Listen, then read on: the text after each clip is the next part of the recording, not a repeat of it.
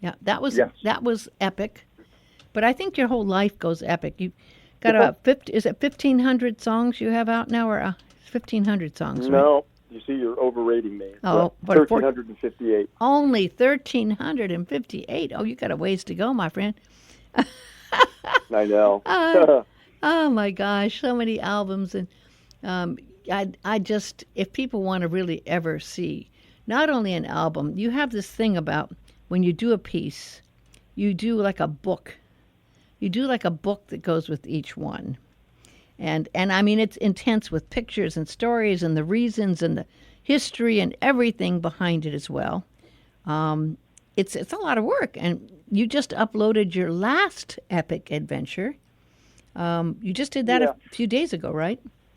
Yeah, so I did it today.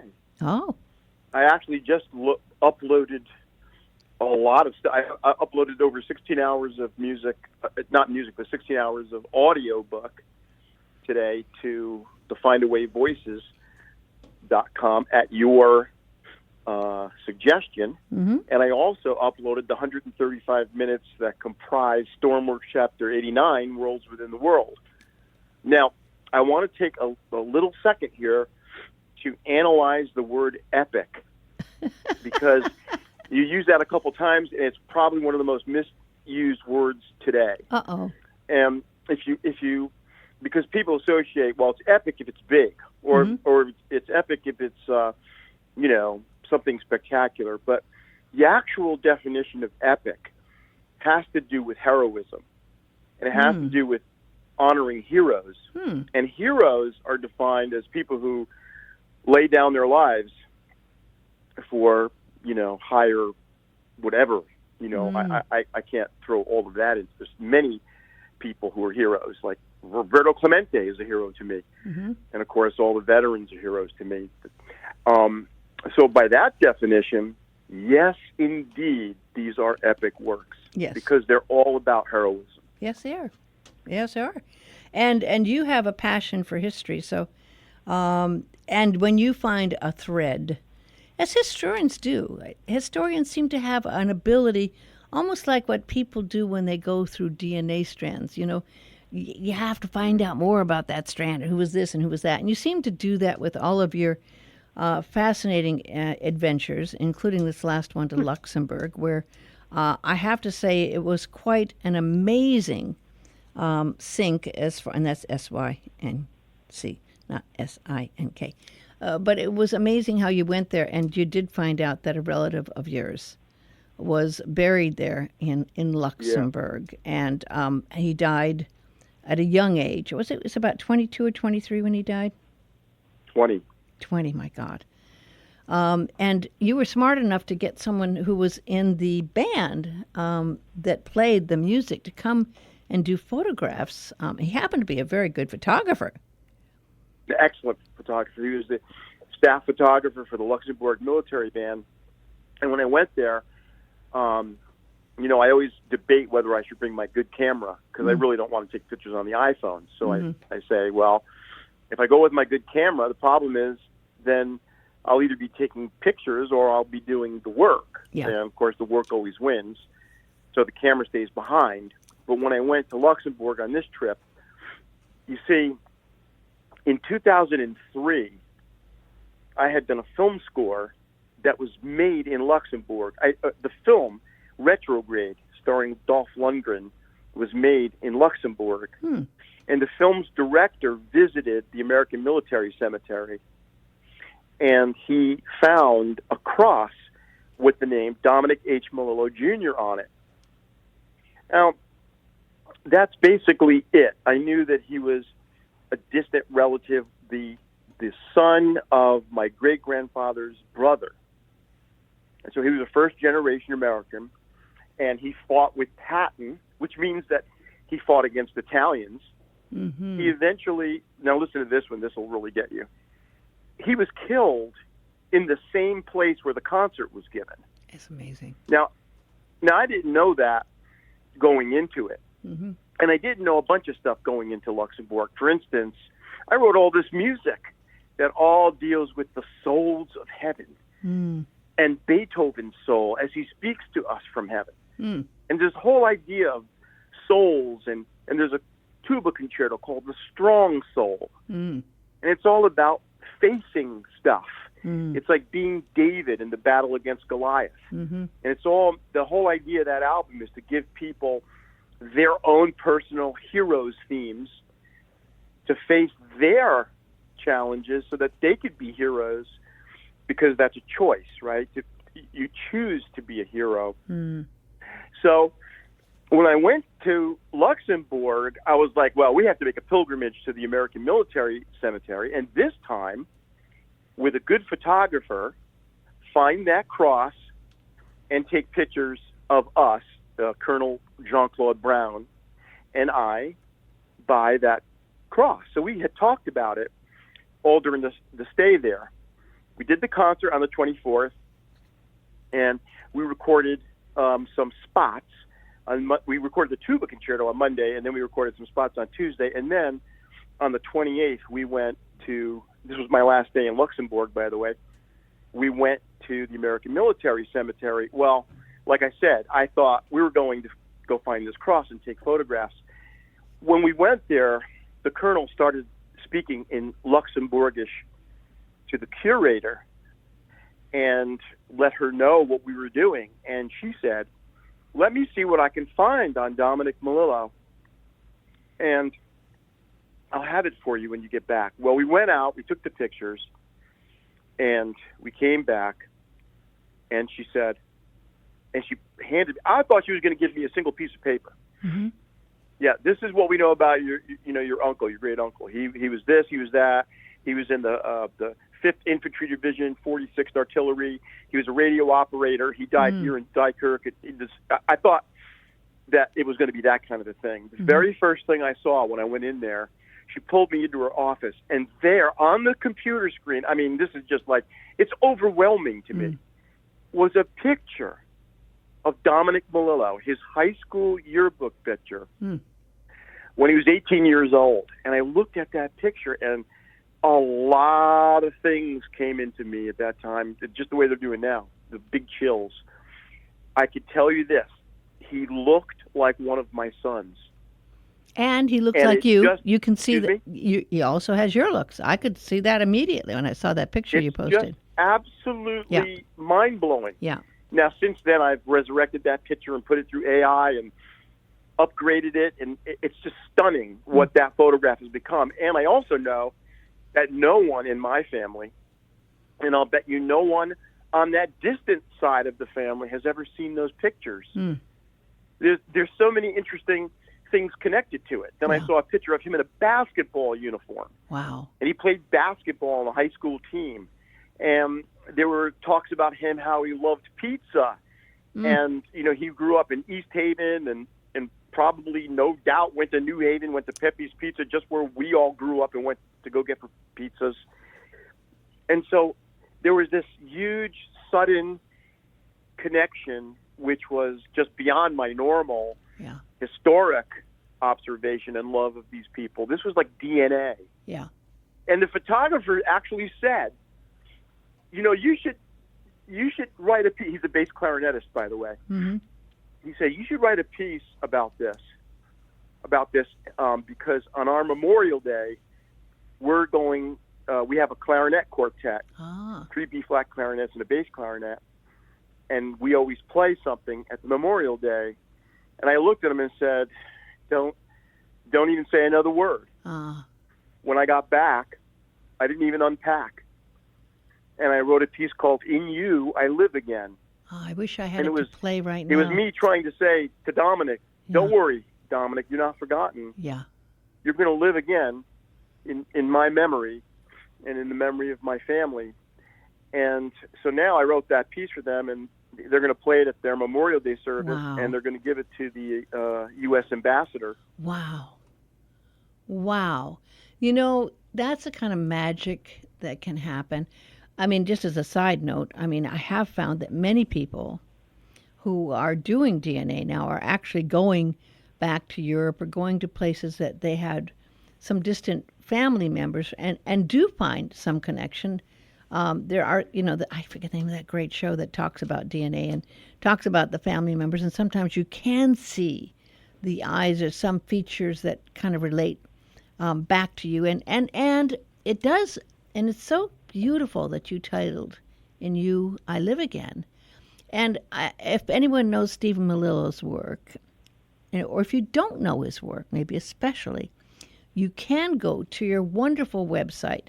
And there's so much there. You can actually see the pictures. You can hear the stories. You have so much that you have up there. It's like, well, talk about a book. It's an encyclopedia of Stormworks of sorts, right? Isn't it? I mean, it's so much there.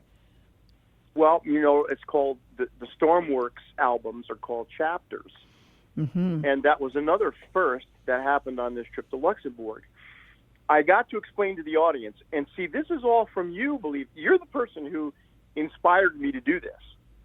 I got in front of the audience, and rather than just playing the pieces, which, that's normally what I do, mm-hmm. right? If I'm conducting an all-state band or I'm conducting an honor band, I may say something about the kids, I thank people, that sort of thing. But I don't really talk about what led me to writing that music, right? Because it's not. I would never talk about the music, but I would talk about what led me to writing it. The inspiration. Here I was. So here I was on this opportunity, and I took a microphone and I walked into the audience and I said, I never had the chance to do this before. I'm going to tell you what a Stormworks chapter is. And because we're actually going to play all the music from the Stormworks chapter live. This is going to be a live recording. The first time I'm making a live recording of a Stormworks album.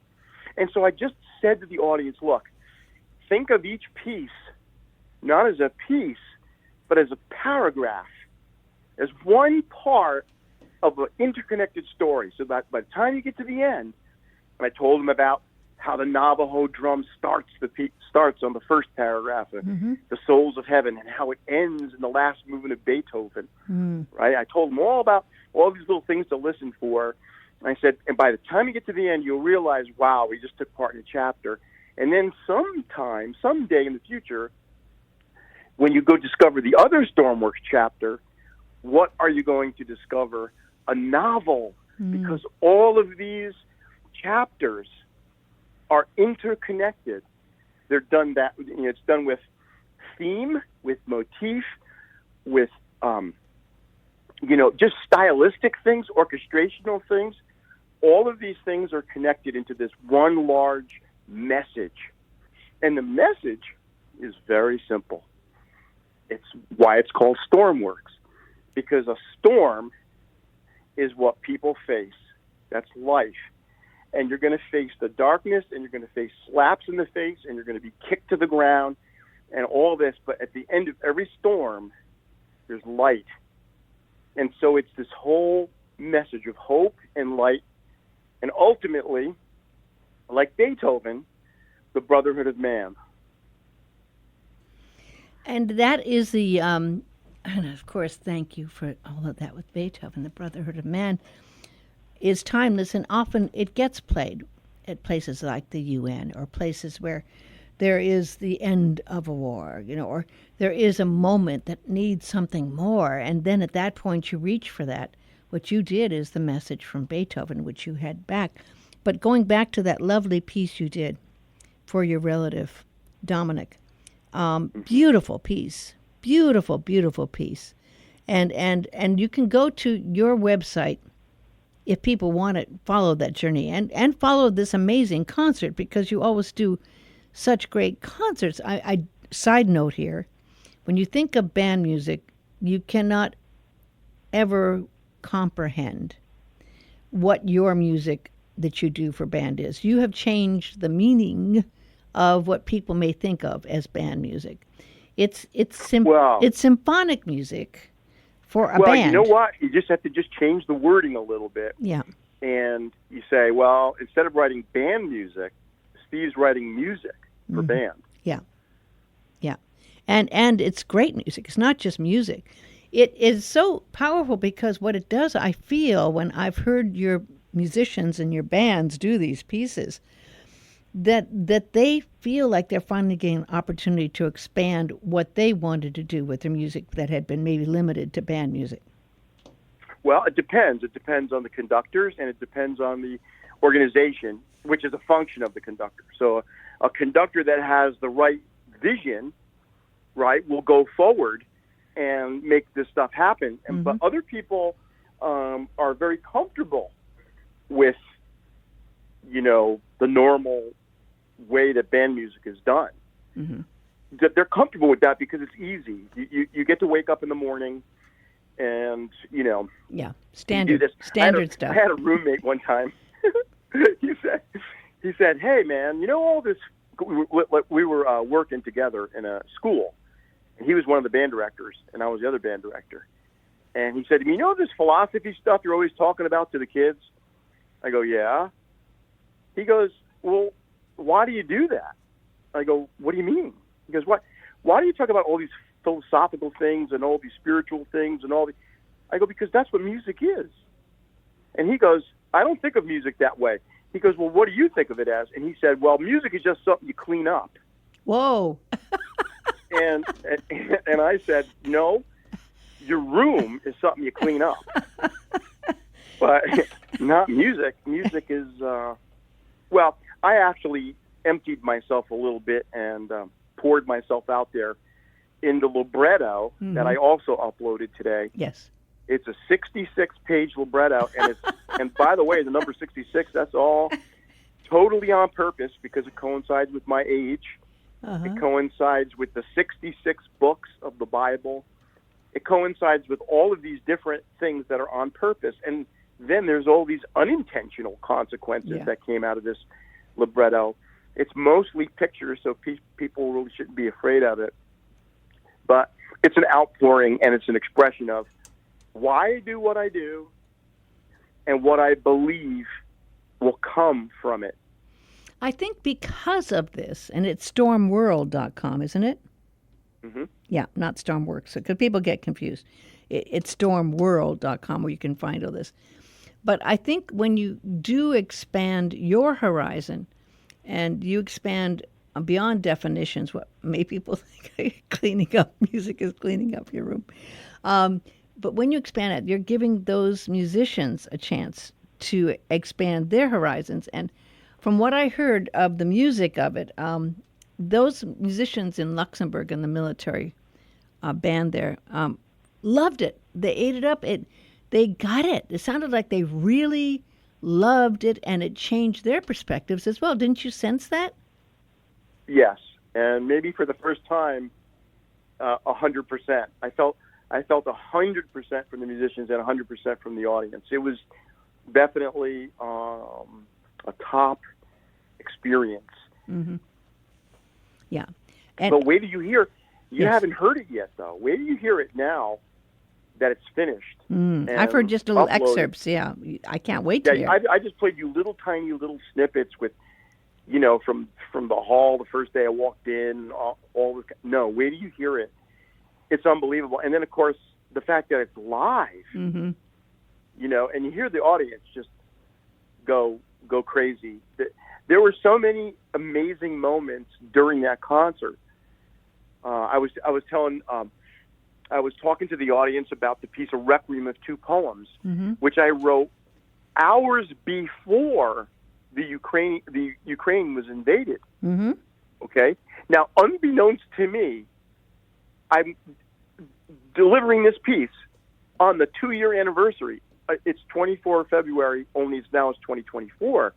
And I didn't even realize it at the time. So I'm talking to the audience. I'm explaining to them how this piece came about. And I go to turn to the band, and I opened score, and I remembered, I forgot something. So I take the microphone, and I go off the stage to show people the score. And in the score, I have that picture from the director of the film that was shot in Luxembourg in 2003 of the Dominic Melillo gravesite. So I'm walking through the audience, and I'm going, does anybody know what this is? Does anybody recognize this? And oh God, Cindy, I have chills in my body. This guy he got all emotional. He goes, I know what it is. I know it. And he's like crying. Wow. And he goes, I know what that is. And he goes, God bless you, sir. And I walk over to him and I hug him and I say, Wow. God bless you. And you can hear the whole audience like hushed, like like that. And they went, oh. And it was like, and then it was this incredible moment. And then he said, I represent the 27th Division of Patton. Wow. And I was like, Wow. what? Oh. And it's like, wait a minute. And you know, like, I wish that I could be surprised by miracles, but I'm no longer surprised by them. I sort of like look for them around every corner. But later on, we took a picture, he and I, on the stage. Wow. So there was that connection from beyond the grave of Dominic representing Patton, dying, and this man who also had the representation of Patton, meeting there in Luxembourg, which would be impossible to try to figure out and arrange if you were going to try to orchestrate that of sorts. But the divine orchestration was at work, obviously, you know. And to be able to have this in a live concert. Now, you know, and I know, there are many people that know when you have a live concert, magic happens, because you have those musicians that you're conducting, right? They're getting the energy from you, the passion that you're feeling for the piece as the person who writes it, not just a conductor of any piece, but you are conveying what you felt when you wrote this to people. I imagine some of them may not even speak English, but they didn't have to. The music was universal, and they could feel it through the music, you know.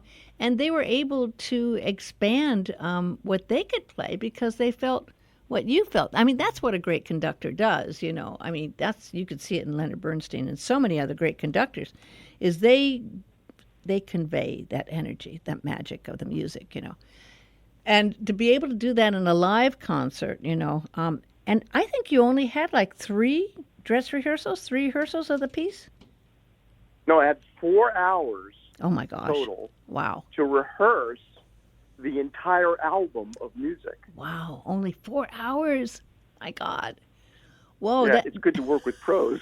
Well, it was because of what I experienced just recently. It was, you were delayed in Switzerland because of a train strike or something, weren't you, for like 8 hours? No, the Lufthansa strike. Ah. I had a long layover in Zurich, and so that made me get there late. But I just walked in. I walked in right from, you know, the airport into the rehearsal, and then one of the guys of the percussionist, he told me later. He said we couldn't figure out why you weren't tired. Right. I know, and so I thought it was like a few days of rehearsal. So you only had 4 hours, and they were able to get it enough, you know, where they could do that. And there is an extra pressure when you know you're recording something live. You know, there's that extra adrenaline, right? Because you know you have to do it, right? Because that's that live moment. Right. Well, we didn't record the tuba concerto live because the tuba player who came from Germany, that's an 18-minute piece. Oh my gosh! And so there really wasn't a way to work that in because it's very sophisticated. I mean, wait till you hear the tuba player on that. He's astounding. Okay, and when you hear him we recorded him on Monday. So that piece wasn't recorded live, but we couldn't do that on the concert for several reasons, because then the concert would be too long. Yeah. And I wouldn't have enough time really to rehearse everything else. Well, from what I heard, it was magical, and the truth is, it's not easy, as you know. It's not easy to mic these things. You don't know about the acoustics in the right? Because we had the acoustics in the hall. I mean that's a lot of work just to mic it correctly, and each instrument has a different way of affecting a mic, et cetera, you know, and how that all works, you know.